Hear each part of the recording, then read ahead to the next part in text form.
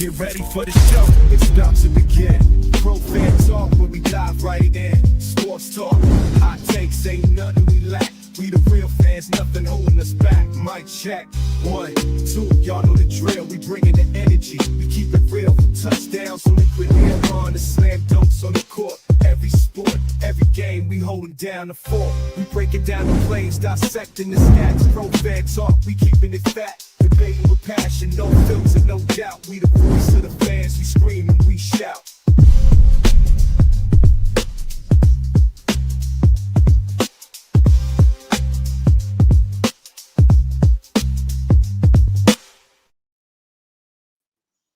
What's up, Tone? I think I played the wrong intro, didn't I? I think we did. Yeah. I think we did, man. Intro. I hit the wrong button. I'm like, hold on, wait, damn. Like, did I get kicked off the program? Did I get kicked off the show? What happened? I thought this was the Bald Eagles, plural. You know what I mean? Hold on. Let me do that again. Hold on. That's better. In the city of Philly, where the birds take flight, Eagle swag on the rise each and every night. Tone and Marcus got the scoop ready to ignite. From the lanes of South Street to the Moore Street lights, dashing like a running back, hitting every play. Fly guys in the zone, never led astray. Talking touchdowns, talking game day. Huddle around the mic, hear what they gotta say. Fly like an eagle soaring in the sky. Tone and Marcus always standing by, bringing their heat, call it do or die. Philly squad, hear the battle cry. Fly like an eagle soars in the sky. Tone and Marcus always standing by, bringing their heat, call it do or die. Philly squad, hear the battle cry.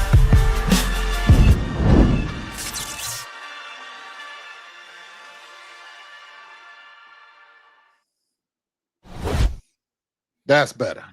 There we go. There we go. Music to my ears, big dog.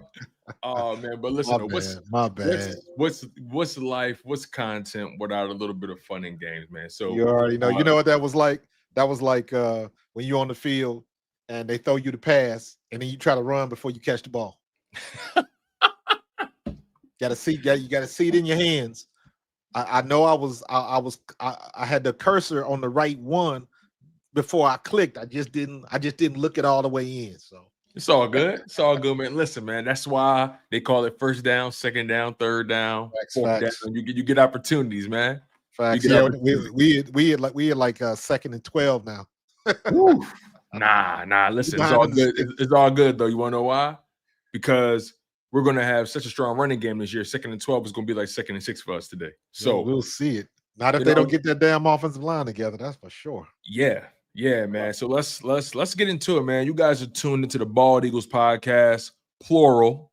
Bald Eagles, plural. My guy Marcus Thomas from Pro Fan Talk, as always, and I'm your guy Tone DeShields II from Chalk It Up Sports, where no matter if we win or if we lose, we just got to charge it to the game. Marcus, how you feeling, big dog? I'm good, man. Good. A little bit concerned. I want us to go up there and handle business. It should not be a question who the better team is. Mm-hmm. But you still got to prove it on the field. So I am looking for the Eagles to go up there and put it down on the field. My guys playing today, Nakobe Dean should be in the lineup tonight. Mm-hmm. Very excited to see him. Yeah, man, we just gotta, after everything that happened, the meeting, all of that type of stuff, man, it's time to put up or shut up, or you're gonna be scrutinized and criticized for the rest of the year. Not that it doesn't happen anyways, but it's just gonna be a little bit of extra English if we don't handle our business tonight. So yeah, no, that's the reality right now. And you're going up against a team who is clearly inferior. There's no ifs, ands, buts about it. There's no science that needs to be done. The Philadelphia Eagles from top to bottom are a better organization, a better team, just an overall better culture than the New York Giants right now. They are. Infrastructure, coaching, front office, it's just night and day right now. And you have to play like that. You have to play as if there is levels to this thing. You have to remind the New York Giants that, hey, y'all still are the lesser team right now. Now, granted, both organizations rather, have won 2 Super Bowls each in the 21st century. So they're both sitting in the same warehouse from a Super Bowl standpoint. But I think overall, for the past 25 years, from a pure pedigree standpoint, I don't think it comes close who's been the better organization or who's been the best run organization over the past 25 years. I don't think it's a question who's been the best run organization over the past 10 years. You feel what I'm saying? So I look at the Philadelphia Eagles as a team who has to go out there and put up and shut up. I think this is a time to kill. This is an opportunity to dominate. This is a chance for you to reclaim some level of confidence in your offense. But before we get too deep into the layers that is this game, I think we should first address the injury report. And I think the official injury report hasn't come out yet. We don't know who's going to be active or inactive quite yet. But as we all know from the New York Giants side, Malik Neighbors, he's a key name that's done for the year. He completely blew out. Blew out his leg. I saw that play when it happened too. Yeah, that was rough, man. So Malik Neighbors, get well soon, brother. You don't wish that on anybody. Darius Slayton, their other wide receiver, is going to be out today. So they're shorthanded 2 key targets for Jackson Dart. And I am curious to see how their offense maneuvers around that. I think they are going to try their hardest to get their running game going. When it comes to the Eagles, Nakobe Dean is back. Right? They have him technically listed as questionable, but he's going to play today. Landon Dickerson and Grant Calcaterra are going to be out.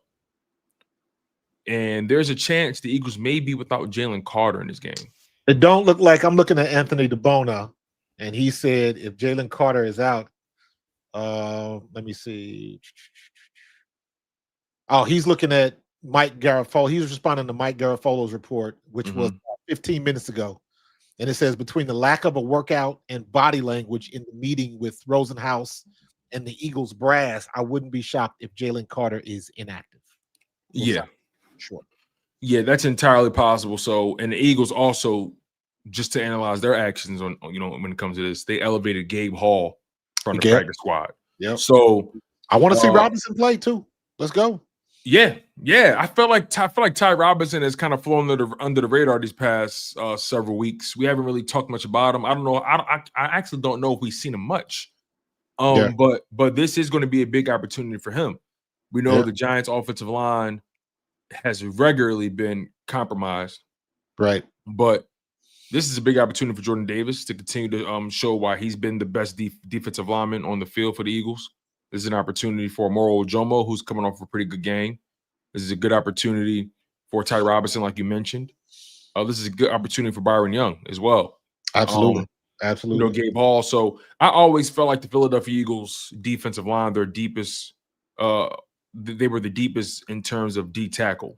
I always felt like that was their strength from a depth standpoint. So I think again, they have a big opportunity in front of them. They do have to be on the lookout for that Giants run game, but we're going to get to that. This is also going to be a good opportunity for Jordan Davis to earn some money. Yes, I agree. So I agree. He's flashed, but we need a little bit more consistency. This is a prime opportunity when you don't have your partner in crime there. Can you do it on your own? Yeah. We're not expecting you to make every play, but you definitely got to make some plays. Yeah, and I think this is what he's been preparing for. Obviously, this is a lot different than week 1. That situation was kind of alarming, but I think with the injury of Jalen Carter, you're able to game plan a little bit better around that. But let's just start on the offensive side of the ball for the Eagles. Let's start there. I think that's the obvious tell of the tape. You know what I mean? Eagles offense versus Giants defense. Last game, they completely abandoned the run. They only ran the ball 6 times with Saquon Barkley, if I'm not mistaken. Yep. And we watching that game, watching that game, we saw a prime opportunity for them to actually get their running game going. They had moments where, okay, if they lean on this a little bit more, maybe they'll be able to, get some more out of it. And they just completely abandoned it, and they completely went gung ho in the passing game. I think Jalen Hurts had 38 pass attempts. Even Jalen Hurts didn't have too many rush attempts in the game or scramble attempts. Right. So the running game was a complete non-factor for the Eagles in Week 5 against the Denver Broncos, and I think ultimately that led to their demise because they weren't able to really just sustain drives, grind the clock out. Too often they were stopping the clock with incomplete passes. They gave the Broncos way too many opportunities to get back into the game, and the Broncos took full advantage of it. So no matter what we want to break down from that game, from a referee standpoint or whatever it may be, I think the Broncos, took exactly what the Eagles gave them. So now you get to this week, and you have an opportunity to really lean on your run game and get it going, because as much as people want to talk about the passing game, being lackluster, I think the bigger problem for the Eagles is not having the running game. And I think this is a strong opportunity to get it going. Just to add some context before you cook, the New York Giants have one of the worst run defenses in the NFL. The Giants are allowing 5.3 yards per carry. That's ranked 29th in the league, and they're also allowing 140 rushing yards per game. That's 26th in the league. This is a prime opportunity for Saquon Barkley and his offensive line to regain some confidence. Yeah, but we cannot forget, in my opinion, that the catalyst of all of that is our offensive line is not blocking well at all. Mm-hmm. You're right. Cam Jurgens, I don't know what's going on with him. I don't know if his back is bothering him or what the situation is, but he was a turnstile. And I ain't never seen that from him, because I think Cam Jurgens is pretty damn good. I think Jason Kelce chose the right one. But last week, not so much. I'm gonna go ahead and chalk it up to him not being 100% because he looked it. Mm. We had some plays where they were in the backfield before Saquon even got his hands on the ball. So we got to be better at that. We know Landon Dickerson is out. Who they got over there? Brett Toth. Not crazy about it, but guess what? He's the man at the spot. So my expectations for him are high. Everybody gets an opportunity to turn around their fortune. All you got to do is look like you belong. All you got to do is handle your business the proper way and execute what you're supposed to do. That's all you got to do. You ain't got to pancake nobody. We have breaking news real quick. Jalen Carter is officially listed as inactive per Mike Garafolo. Okay. So, just want to throw that out there. We'll address that a little bit more later on, but please continue what you were saying. But yeah, we everybody, I mean, you could apply this to the defense too. Everybody that's a backup, you got to put up or shut up. Put up or shut up. If you're a rook, so be it. It's time for you to take your lumps. But we got to find out now. You got a perfect opportunity because we playing a bad team, a quote unquote bad team, because we're not looking like a great team by any stretch. So I would imagine that the Giants in their meeting rooms this week, they're telling everybody like, hey, we got an opportunity to get a win because these guys are not as good as they think they are. They've been watching the tapes, especially the defense. So we need to take care of business. If you are backup, you need to take care of business. And we can't, at the end of this game, we can't be saying, man, I can't wait till such and such get back. We have to have confidence in our backup players and our second strings. That's why we got you. That's why we kept you on the team. That's why you made the squad and got them signing bonuses and incentives in your contract, all of that type of stuff. It's time for you to earn your money. I agree 100%. I mean, you couldn't have laid it out any better. Guys have to step up. Guys got to act like they are students and graduates of Stoutland University. It's just that simple. They're making Stoutland look bad. Facts. Let's just call it what it is, man. We know Stoutland ain't lost. That we know Stoutland's teachings age like fine wine. They got Stoutland looking crazy, and you got to ask yourself, what is the disconnect? What is it? It can't just be not having Mekhi Becton, because this Eagles offensive line was dominant without Mekhi Becton in years past. So we can't just say Steen has been solid. Yeah, we can't just say, oh, Mekhi Becton isn't doing well.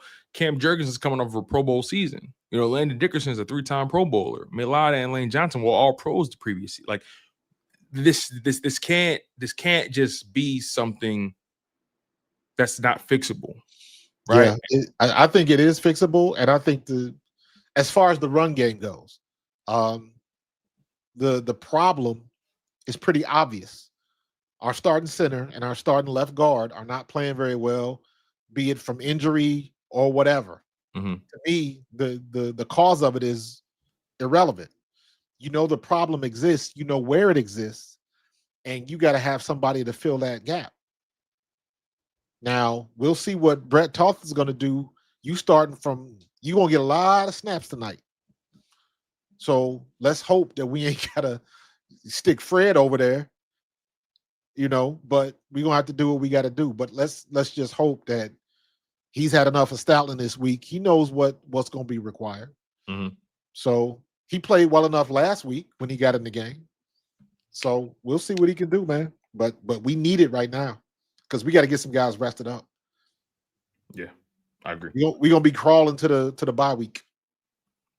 No, you're right, man. And you don't want to go into that Green Bay game. And I know I'm looking a little too far ahead, but you don't want to go into that Green Bay game shorthanded. You want to be as healthy as you possibly can be, because post bye, they're going up against another wave of teams who were playoff teams in 2024 or playoff teams in 2023, teams that are used to being in the playoffs.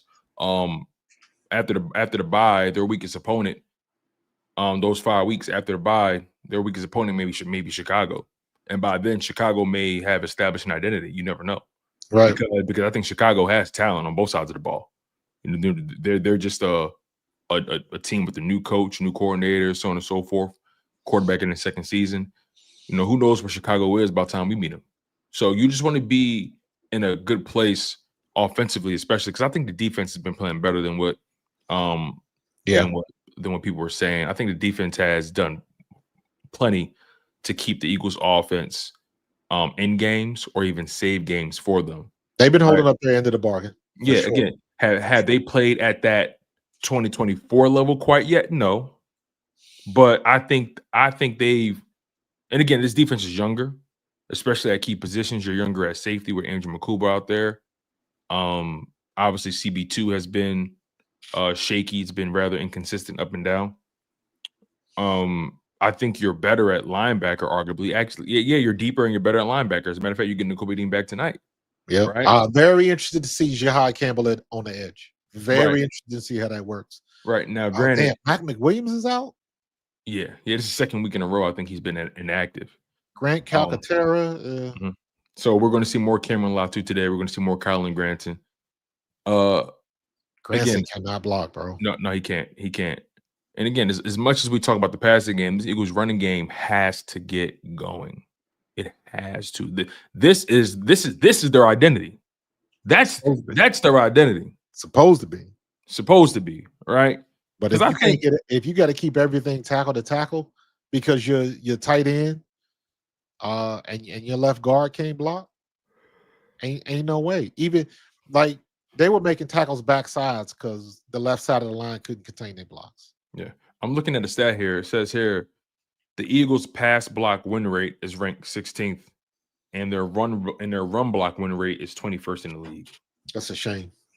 That is a shame.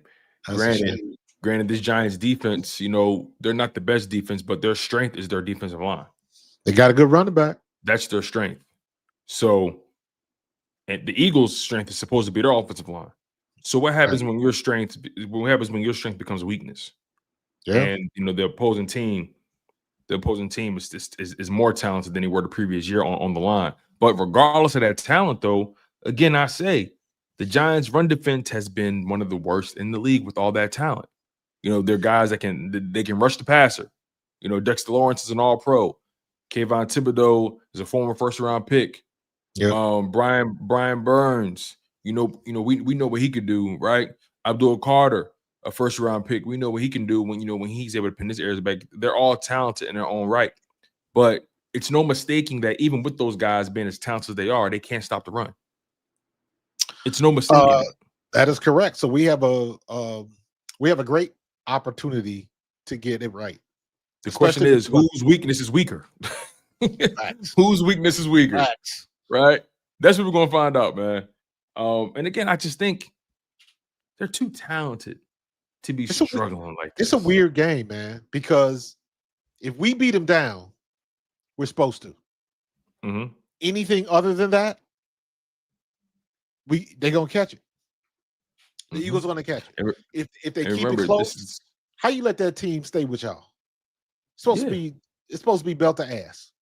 and this is the same And team that beat the Chargers a couple weeks ago. But again, no matter how much people want to hype up the Chargers, because I think they're coming off with back-to-back losses. No matter how much people want to hype up the Chargers, they don't come with nowhere near the same expectations as the Philadelphia Eagles. not even close. So this team, this Giants team, and I also think they had got a spark with Dart coming in, right? Dart coming in, he provided them a spark, in that first game. But then obviously that sparks don't last, right? Yeah. Eventually you got to be able to hold a flame. Yeah. And Vic watching should be able to game plan that rookie easily. very, very well. Watching that Saints game last week, I saw a Giants team that looked young, looked unprepared, couldn't protect the football.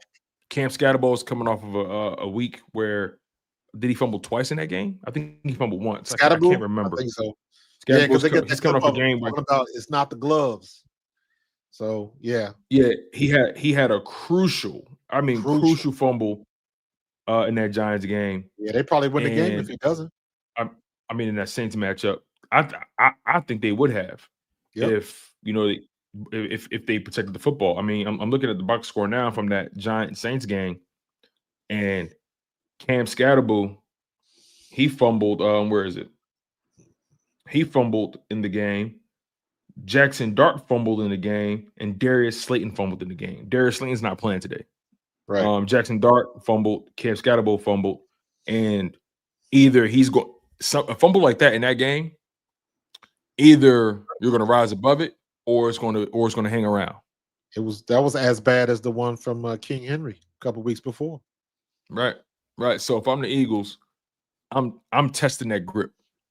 Every time he touches the ball, I'm punching. Every time he touches the ball, I want to be in his head about it because trust me, the way it's been covered the past few days, that was a big fumble. Yeah. That was a really big fumble, and quite frankly, you can argue it lost them the game, but they fumbled 3 times and lost it. So I mean, you could point to a bunch of different things that lost them the game, but they just weren't buttoned up. They weren't buttoned up. So this Eagles team is coming off of a week also where they had 9 penalties, and the Eagles have been struggling with penalties these past few weeks. So you don't want to be a team that you're literally giving the opponent yards because you lack discipline and coof. Yeah, the team that makes the least amount of mistakes usually wins. So we'll see it. 2-man, I did see that about Saquon not saying that touchdown wasn't even in the playbook. We talked about that last week about getting the play called and then Jalen getting up to the line of scrimmage and just go with what he sees. But we'll talk about that a little bit later. But I did peep that. Yeah. Thank you for the super chat.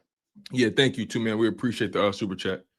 Let me see here. So, again, N'Kobe Dean is back. Landon Dickerson and Grant Calcaterra and Jalen Carter are ruled out for this game. Eagles elevated defensive tackle Gabe Hall. Yep. I want to see Robinson, man. A lot of snaps with Robinson. I'm going to be looking at him. Yeah, for sure. Just looking at the Giants offense now. The Giants offense versus the Eagles defense, right? Through 5 games, the Giants offense. Through 5 games, the Eagles defense has been ranked 3rd in the red zone. So the Eagles situationally in the red zone have been one of the best teams in football. The Eagles are still ranked number 1 in the league in red zone offense, and they're ranked 3rd in the league in red zone defense. And the Giants, on the other hand, they have the 32nd ranked red zone offense in football. They have. I hope we can take advantage of all of this. Again, numbers don't mean nothing, when the whistle blows. Yeah. But again, we like to pay attention to the trends. We like, at some point, trends do tell us who you are for the most part. But any team can rise above it or fall short of it. Any team. Trends just tell you which way the wind is blowing, man. That's all. That's all. But to be ranked dead last in red zone offense, and you're going up against a team that has consistently been a good red zone defense, even through all the strife. Right. Red zone offense for the Eagles and red zone defense has been legit. Just take care of business. Just take care of it. Leave no doubt. That's all I'm saying. Leave no doubt who the better team was tonight. You know what I mean? Just Come on now, Vic, Nick, get y'all stuff together. Yeah, and also just to add more context to this rivalry here, the Eagles have been a top 10 team. Believe it or not, actually, they've been a top 10 team when it comes to third down defense and fourth down defense. They've been one of the better teams at getting the opposing team off the football field. To be specific, the Philadelphia Eagles defense, they have the 9th ranked third down defense, allowing teams to only convert 35% at the time. And they had the 4th ranked fourth down defense, allowing opponents to only convert 37% of the time. So situationally on defense, they've been very strong, and I think that's been the calling card for them. Right. You get to the Giants side of things. Once again, the Giants, they have been the 30th ranked offense on third down and the 26th ranked offense on fourth down. They have not been good situationally. Have they been able to move the ball? Sure. But when it comes to red zone, third down, fourth down, the money downs, they have not been a good football team. Nah, and that's what you get when you got a lot of young stars. Mm-hmm. You do have some vets there, but the vets don't have no more body. Yeah, and Malik Neighbors got hurt in that Chargers game, or was it last week? I can't remember. I think it was the Chargers game. Chargers game, yeah. Yeah. So again, man, I just think they're a team that's just really, really, really been struggling situationally. That speaks to a lack of maturity. That speaks to coaching. That speaks to preparation.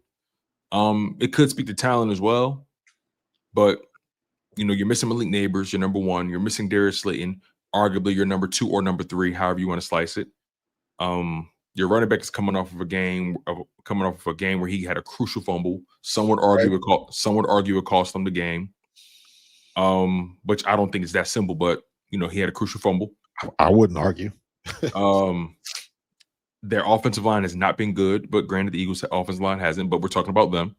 The offensive line hasn't been good. They got a rookie quarterback in there, Jackson Dart. I expect to see a lot of 12 personnel from them. I expect to see them try to really get their running game going and really lean on it, because I think what stood out in that Saints game prior versus the Chargers game is that when you think about Jackson Dart's attempts, the Giants were able to really kind of dictate the pace in that Chargers game. If I'm not mistaken, in that Chargers game, Jackson Dart only had 20 attempts. He went 13 for 20. And they ran the ball 25 times with Cam Scatterbo, right? When you get to that Saints game, Jackson Dart threw the ball 40 times. Damn. 26 for 40, 2 passing touchdowns, 2 interceptions, and a fumble loss. Cam Scatterbo only had 15 carries, had 59 yards, but 15 carries and a fumble. Their leading receiver was tight end Bellinger, and his role was expected to increase, especially in this game. But clearly, this is a situation where they're trying to protect the young guy, and they want that running game to work. If I'm the Eagles, if I'm Vic Fangio, I'm telling this offense, or this defense rather, stop the run. Everything else will come to us. Man, because we're that good. I'm sitting in the kitchen sink. I want to test to see what this kid knows, because I know he's a rookie and he's going to crumble under pressure like all rookies do, because he just is not seasoned and experienced enough to be able to deal with that stuff constantly. So I would send the kitchen sink at him. Yeah, I want to test his clock. Yeah. So we'll see. I trust Vic. I trust him. Yeah, speaking of that, right? Vic Fangio, he's been very creative with his blitz packages. He's been very creative. We've seen Cooper DeJean flying in. We've seen Andrew McCuba flying in. We've seen Reed Blankenship flying in. We've seen Zach Bond or Jahai Campbell flying in on various occasions, right? I know you mentioned, hey, if you're Vic, test them early. Honestly, I want to test them on first down. I just want to see where his brain goes first down. From the word go, let's go. Because he's shown when he's under pressure, he can be a little erratic. He turned the ball over 3 times in the last game. Absolutely. And the Saints started sending the pressure. Send the dogs. Send them right off the bat. Off the bat. So when you think about Vic Fangio and this defense, right? What's your thought process on where they are currently, and potentially where they can go, especially over this 3-game stretch where they have favorable opponents? To me, I think the defense is right where they need to be. They still got some things to work on, but they've been playing at a high enough level to where even the game we lost, we shouldn't have lost. We lost that because of the offense. We didn't lose that because of the defense.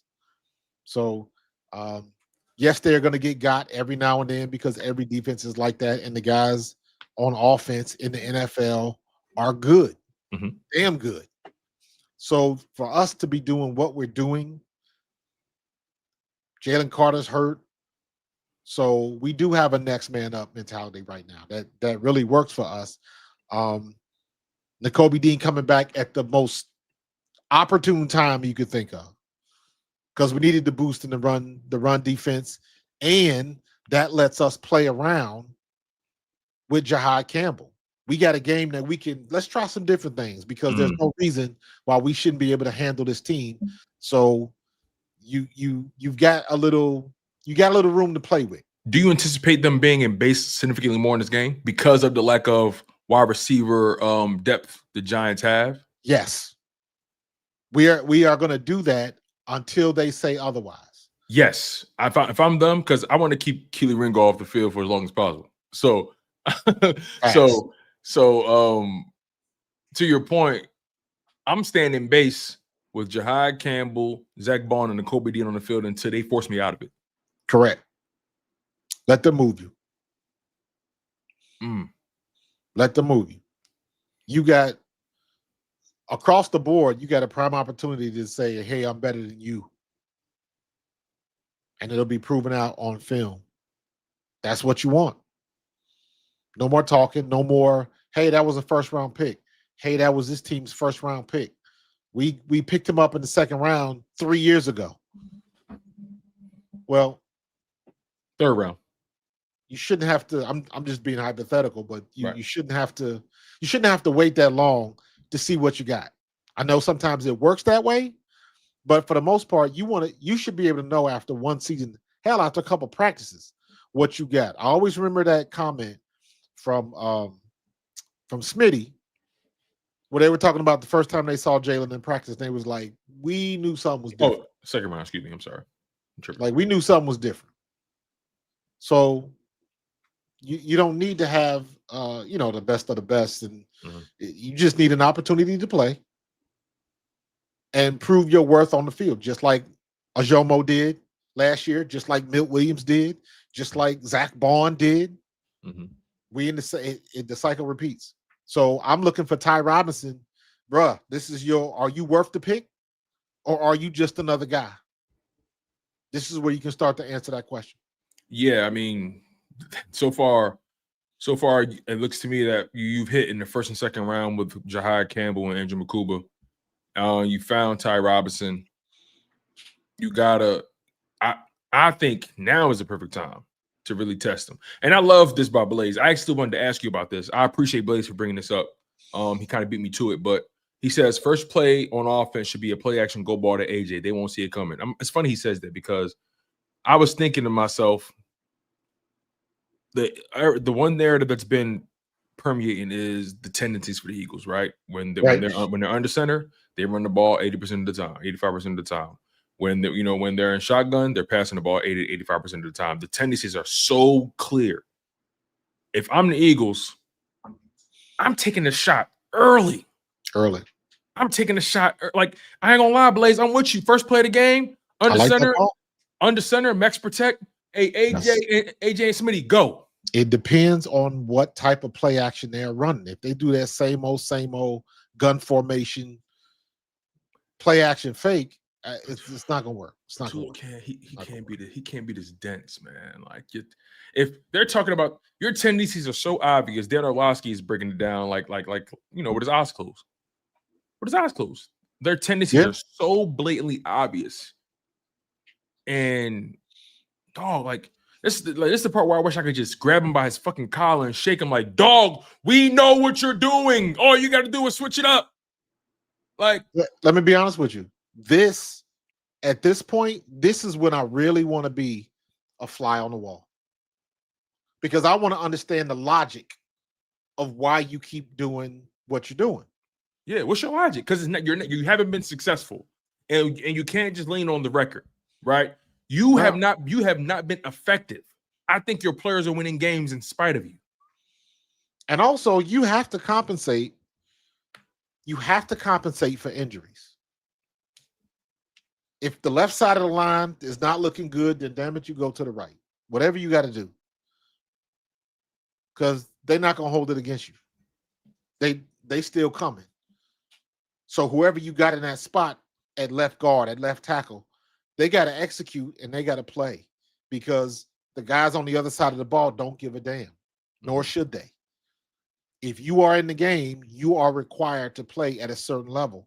So we need to see that from Cam Jurgens and Dickerson, but Dickerson was hurt and all of that type of stuff. Even if you step out there and you injured, well, 85% of this player is better than 100% of the other player. Is it? I really think you're in a situation where you got to get these guys confident again. Exactly. We say that stuff to make ourselves feel better. You got to get them confident again. And offensive linemen tell you they're at their most confident when they're able to maul guys and they're going forward, not going back. Absolutely. Offensive linemen tell you they love run blocking more than pass blocking. They tell you that. We got to get them the ball. I predict they're going to take some more deep shots today, but we just got to connect. You got to earn it too. Get that running game going. You got to earn it too. You know how they always say you got to earn the right to rush the passer. Yeah. You got to earn the right to take those shots. And again, I'm with Blaze. Take a shot on first down, but don't forget about your running game. Facts. Do not forget about your running game. We had opportunities to go deep on the ground last week, and we couldn't do it. Yeah, like when they ran that pitch play against the Broncos, I thought they found something. They were going to lean on it more. Yeah, they just got away from it. It was Saquon's biggest run of the year. How do you get away from it? How do you not call anything else? I would have ran. You ran it to the left. I would have said, okay, let's flip it. Let's run it to the right. Flip it.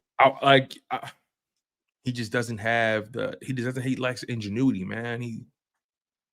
We're gonna find out. I'm waiting for the switch to flick. We said the same thing about Kellen Moore, and then there was that one game. What was that, the 5th game of the year? And all after that, school was out. I would make an argument. It was that Giants game where they really. That's fair. Because the Browns game was still a little. That was the 178 game for Saquon, right? I think that was the Giants. Let me see. I can't remember, but I know that Browns game was a little. We won that game obviously, but that game was still had its. The game was close. Browns game. Yeah, but that was the first game out of the bye.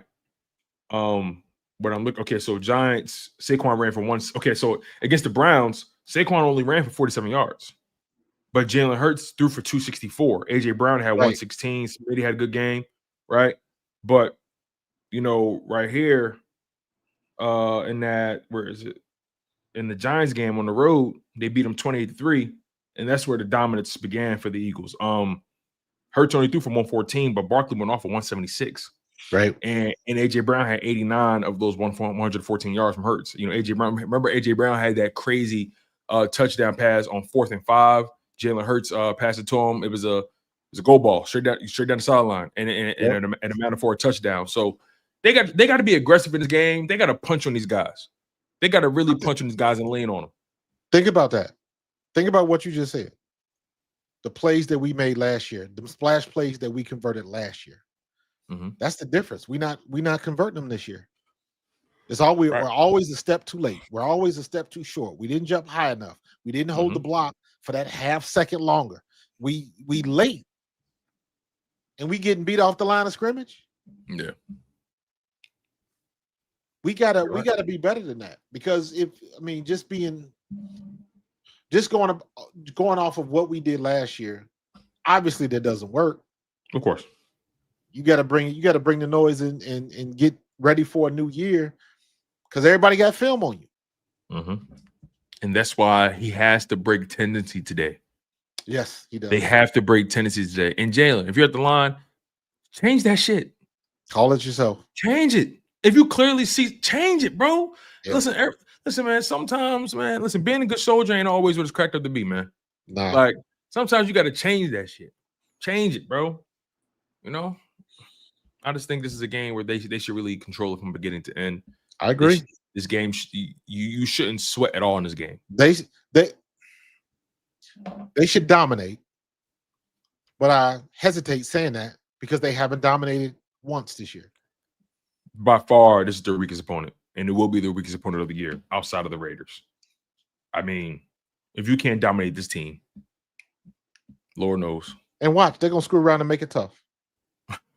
Because that's the kind of luck we have, man. Don't say that. That's the kind of luck we have. Don't say that. Don't say that. Don't say that. Don't say that. That's the kind of luck we have, man. They just, I keep saying it. Just handle your business. Handle your business. Brett Toll, handle your business. Yeah, man. Collarstein, handle your business because it's on y'all too. It's on y'all too. And also, it'll really help if defense can, create some short fields. You know what I mean? That'll help. That'll help.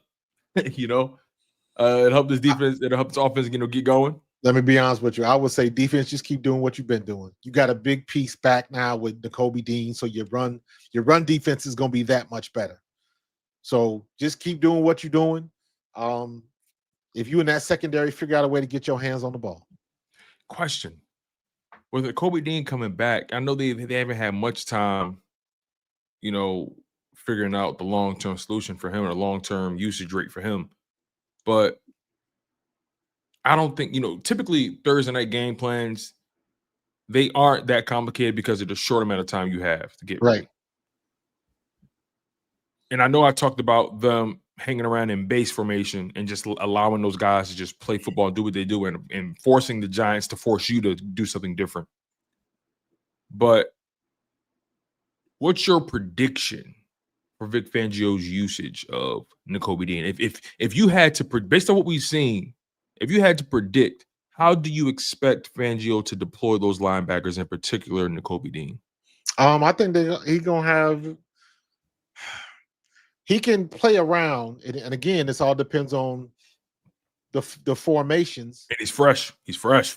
Yeah, and what they're gonna do with Jihad? Are we gonna see a true 4-3 defense or something like that? What does he have up his sleeve? This is a prime time to do some things that nobody's seen before. But at the same time, do you want to waste that bullet on a team like the Giants?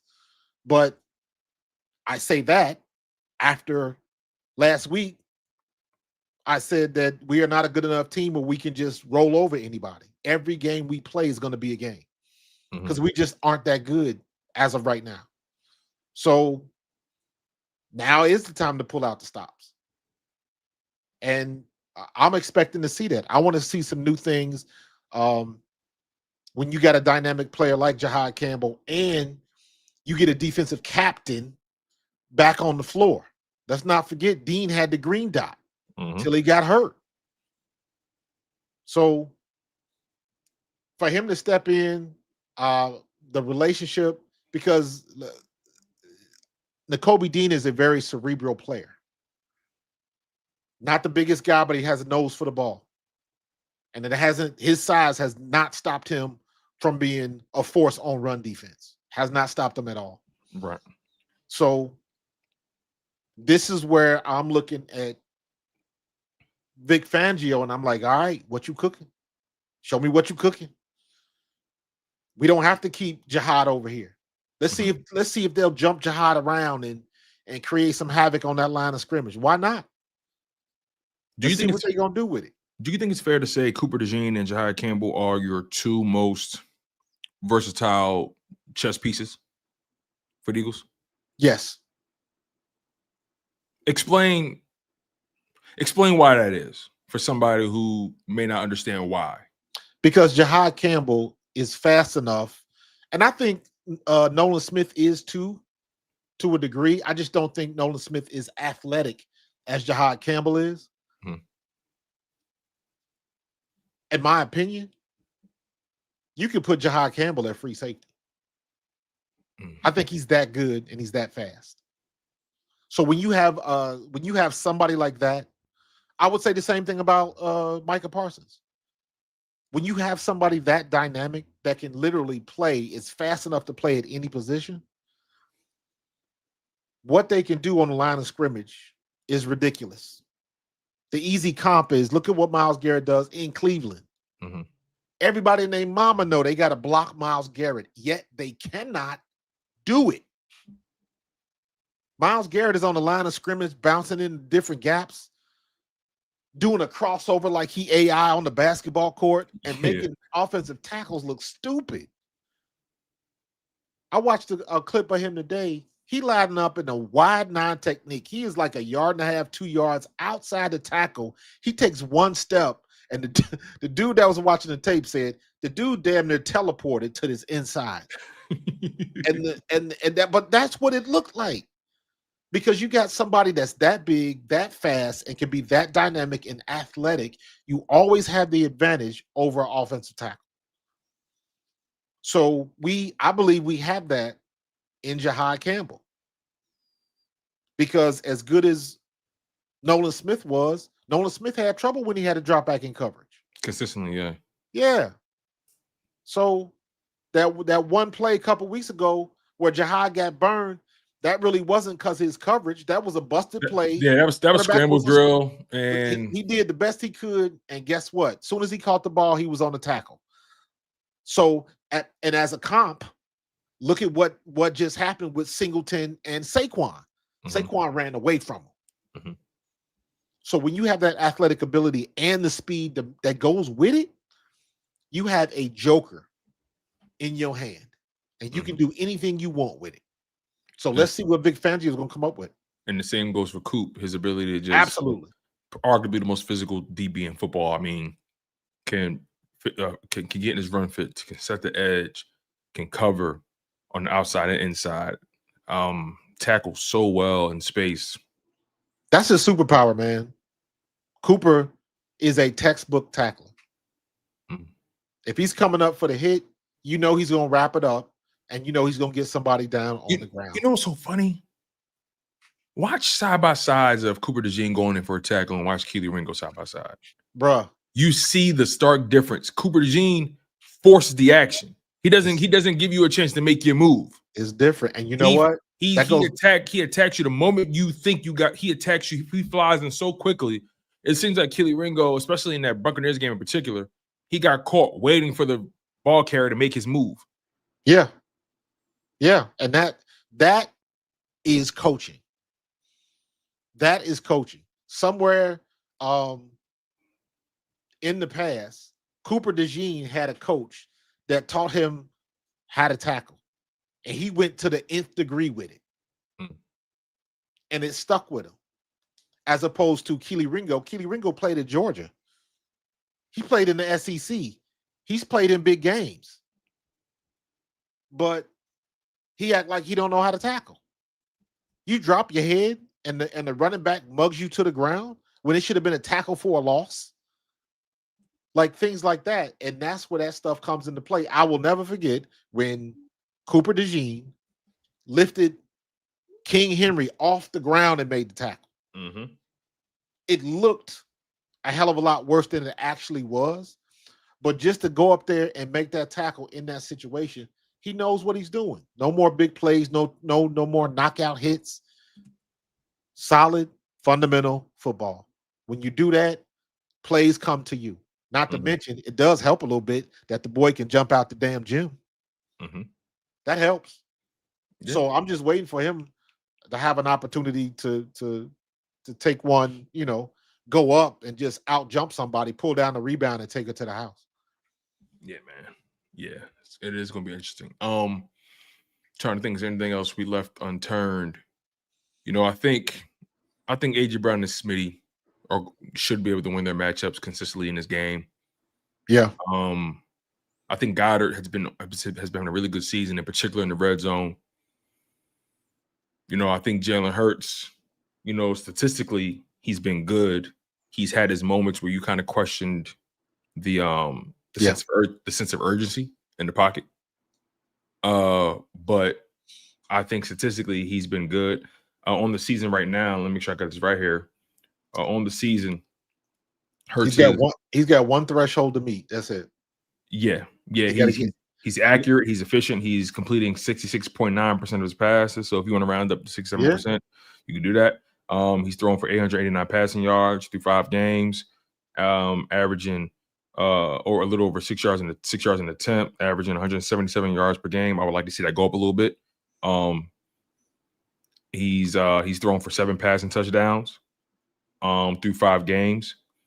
No interceptions. He has been sacked 15 times. I think 5 of those sacks came in that Broncos game, which was alarming to me. Yeah, 2 of those sacks were scrambles where he didn't get past the line of scrimmage. So right. It wasn't when I think of sack, I think of offensive line giving it up. So fair enough. But then for all that, just throw the ball away. Correct. You know what I mean? That's to me, his only problem right now, and it's not anything new, is not going across the middle. Yeah. And that's the biggest issue. Yeah. And one can argue, is he being given fair options to do so? I know you watched a ton of the film. Sometimes, he's let a couple go. Okay. I wish he would, because if we did proper play action, it'll bring those linebackers up just a step, and it'll clear it out. We just don't go across he doesn't throw to the middle often. He does, he just doesn't do it a lot. And I wish we would do it more, because that 10 to 15 yard area behind them linebackers is wide open. Yeah, I agree. All right, let's get to our bold predictions. For this game, and then we'll get to our score prediction. Then we'll transition to our picks for week 6 of the NFL season. Obviously, we normally do this on Sundays, you guys. Oh, but a fly got you. There's a moth in here, man. Oh man, moths! I hate the way they flutter. They just make me feel weird. Anyway, I think my electric fly swatter's in the other room too. He was disrespectful too. He landed on the head and everything, bro. I want one of those airsoft like fly guns. You know what I'm talking about? The ones where they just shoot air. Salt. Oh, it's a salt? Okay. Some of them shoot salt, some of them shoot air. I like these because I killed a spider one time, man, and it felt like I hit that joker like Serena Williams, bro. You felt like Thor? Man, I felt the pop when I hit that spider. That spider was big too. That's crazy. So Warb is like chill. Real quick though, Azeez Ojulari had a sneaky good game last week. Yes, he did. I didn't think he was sneaky about it. Yeah, I guess actually sneaky because he's been inactive for 4 straight weeks. Right. But you're right. I think he made his presence felt pretty clearly and often. I would love this, and also I think he's I also he came into the game highly motivated too. Being inactive for the first 4 weeks, you get your chance in week 5. You're fresh. You're ready to fly. I expect a big game from Azeez Ojulari. He's going up against his old team tonight. I expect a big game from Saquon. So let's transition to our bold predictions here. Do you have any bold predictions for the offense and defense? Bold prediction: Saquon 40+ yard touchdown on the ground. Are we talking rushing or receiving? Rushing. Okay. And interesting. I'm gonna go ahead and say it. Jalen has 300 yards passing. Wow. And Saquon has 100 yards rushing. That must mean that Jalen is connecting on a lot of explosive passes. Well, he did last week, and we dropped 3 of them. Yeah, that's true. Think about that. We bitched, moaned, and complained about the game last week, and Jalen had his best passing game of the year. And in spite of everything we dropped, the penalties and all of that type of stuff, Jalen should have had 400-something yards passing. So I'm saying Jalen gonna be plus 300, and Saquon gonna be plus 100. with the 40-yard touchdown run to boot. with a 40-yard touchdown. Okay, I like that. You got any for defense? Defense, Nakobe Dean gets a sack. I like that. First game back sack. I like that. All right, so you got Jalen Hurts going for 300. You got Saquon going for over 100 in addition to a 40-yard touchdown run. I like that. And you got Nakobe Dean getting a sack. All right, that's cool. That's cool. All right, for my bold predictions of the game, I'm gonna start on defense. Defensively, my bold predictions for the game, I have Azeez Ojulari leading the team in sacks, and I have Jahai Campbell. I have Jahai Campbell picking off. No, you know what?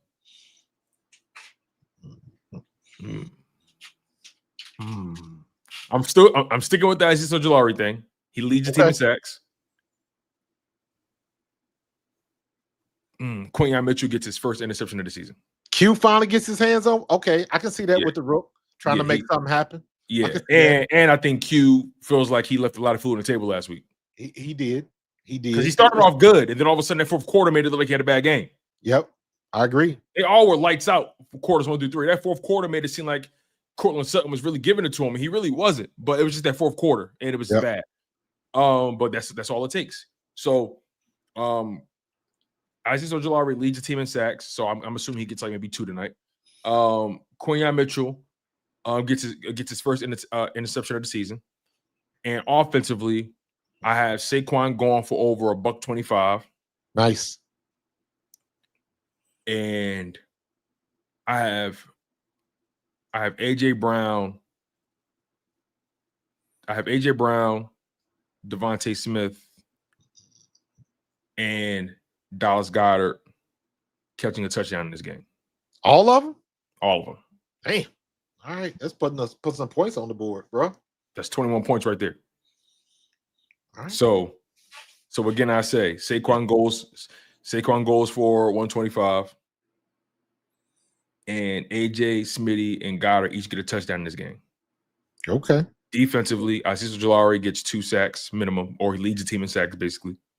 And Quinyon Mitchell gets his first interception of the season. Okay. So hold me to that, y'all. We're going to have some fun, man. Like, because one of these days, the bold predictions are going to come to fruition. One of these days. Big facts. Big facts. All right. So what's your score prediction? You know what? Brian Daboll ain't that good. I'm gonna go 30. I'm gonna go 30 to 10. 30 to 10? Yep. I got Eagles winning. 50 burger. I got Eagles winning. I got the Eagles winning 34. 34, 3, 6, 9, 12. I got the Eagles winning 34-13. Okay. 34-13. I just think they're not going to be able to consistently move the ball. Come on, Los. Oh man. Yeah, I got 34-13. And you said 30 to 10? 30 to 10. All right. Okay. All right. So let's transition to our picks for the week. Again, we normally do this on Sundays, but nonetheless, you guys know game day, we're giving it to you. All right. So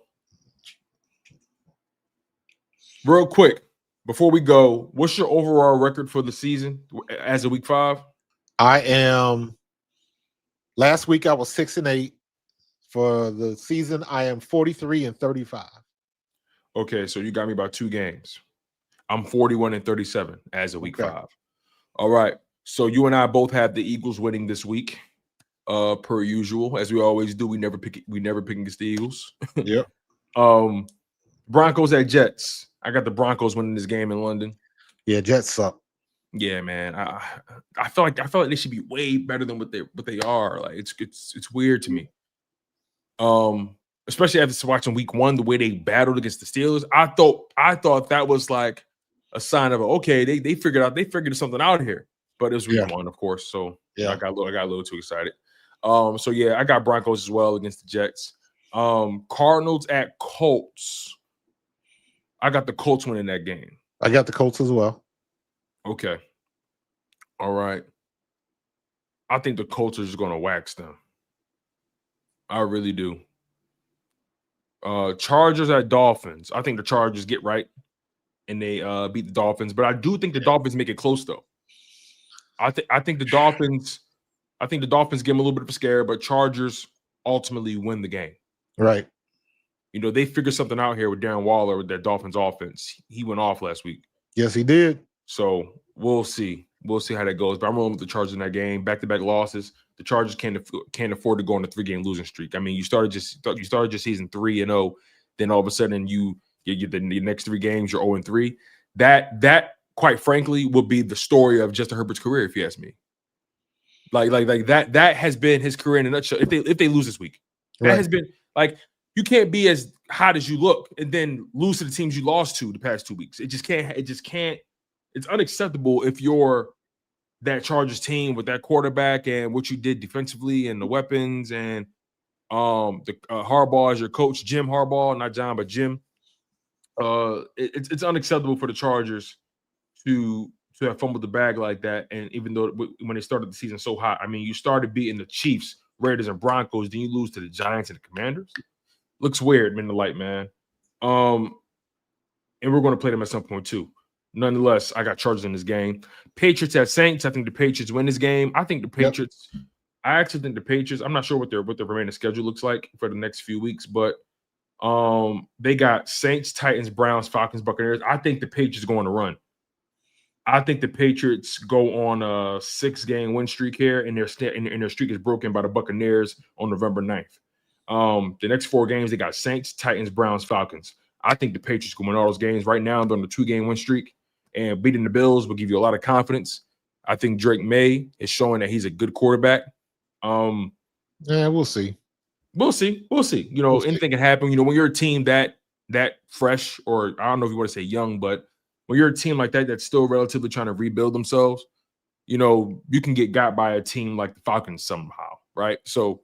But I think the Patriots going to run here. I think the Patriots going to 6-game win streak, and they put pressure on the Bills for the division. Nonetheless, I got Patriots winning this game against the Saints. Browns at Steelers. Browns. I got the Steelers, but something telling me, man, Browns might sneak one in. You think so? Browns might sneak one in because you trust Dylan Gabriel against that Steelers defense? No, I trust Myles Garrett against Aaron Rodgers. You know, he can't move. Exactly. So you may be on to something with that. I don't know.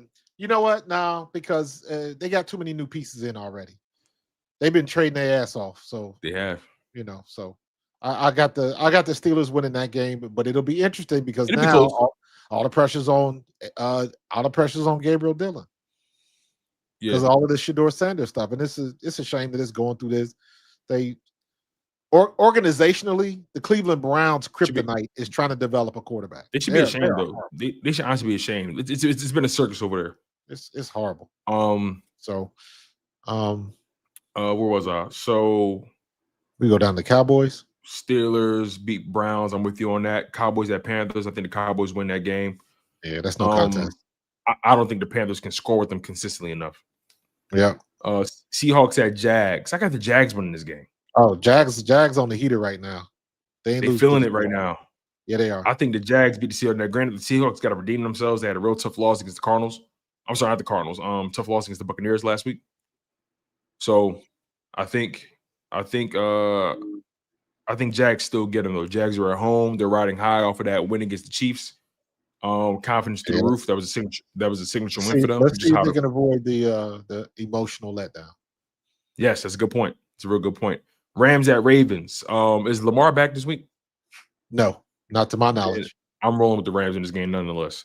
I think the Rams are going to do worse damage than the Texans did them dirty.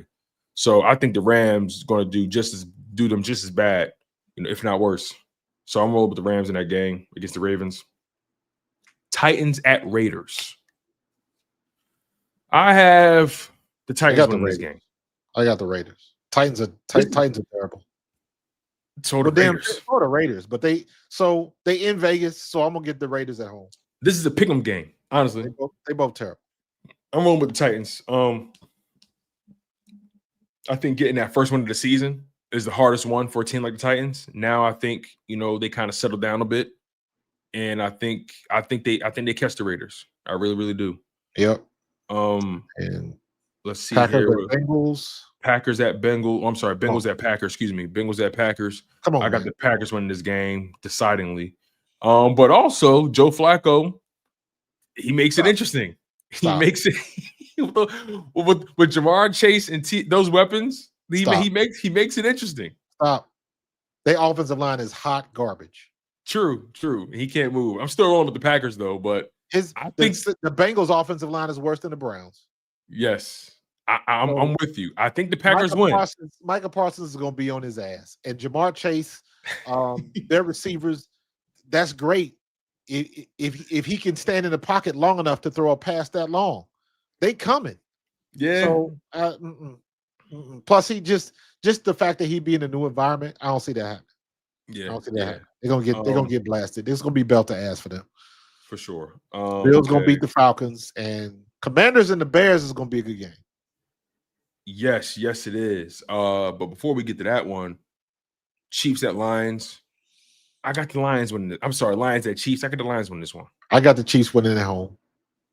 You think so? Yeah. After that last, not 2 in a row. Oh no, that was in Duval though, wasn't it? Yep. It's possible, man. Yeah, they Chiefs is they're 2-3. They dropped 2-4. They need a they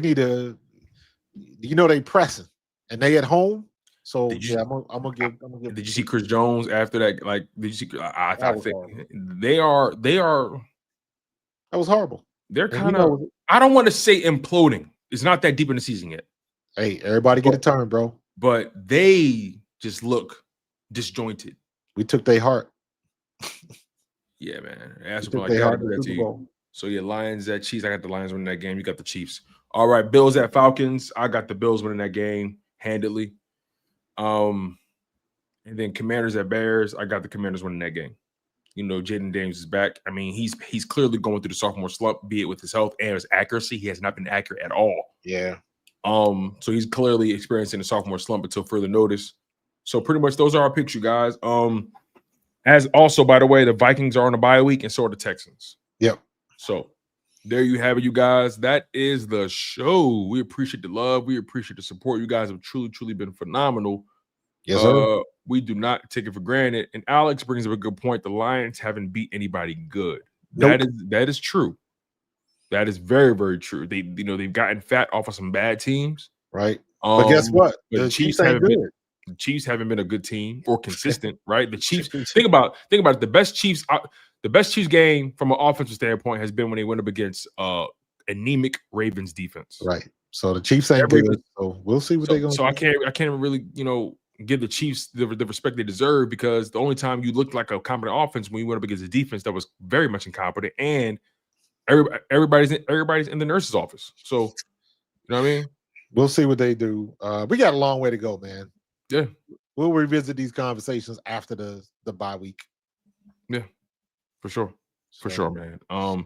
Make sure you guys smash that like button. Make sure you guys are subscribed to the channel, man. We appreciate the love. As again, and just so you know, as soon as this gets over, I'll be doing a live stream of the game tonight.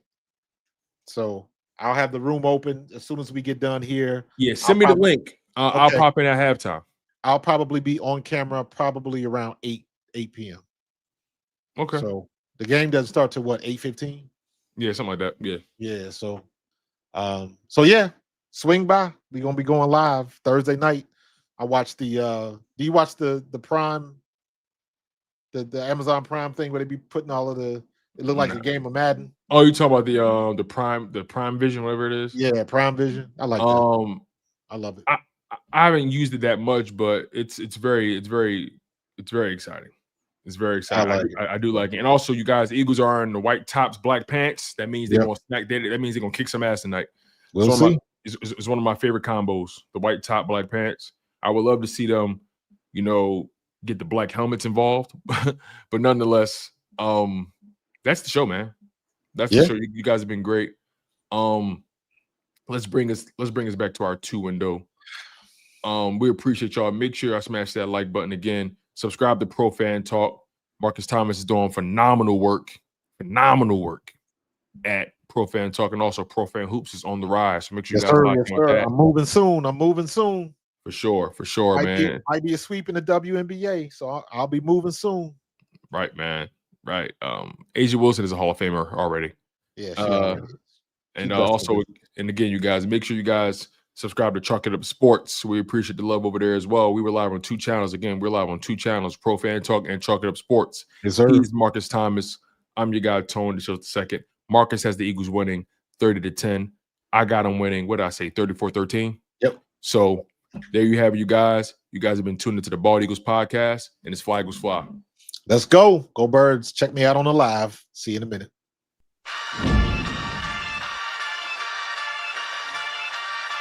In the city of Philly, where the birds take flight, Eagle swag on the rise each and every night. Tone and Marcus got the scoop ready to ignite. From the lanes of South Street to the Broad Street lights, dashing like a running back, hitting every play. Blind guys in the zone, never led astray. Talking touchdowns, talking game day. Huddle around the mic, hear what they gotta say. I like an eagle soaring in the sky. Tone and Marcus always standing by, bringing their heat.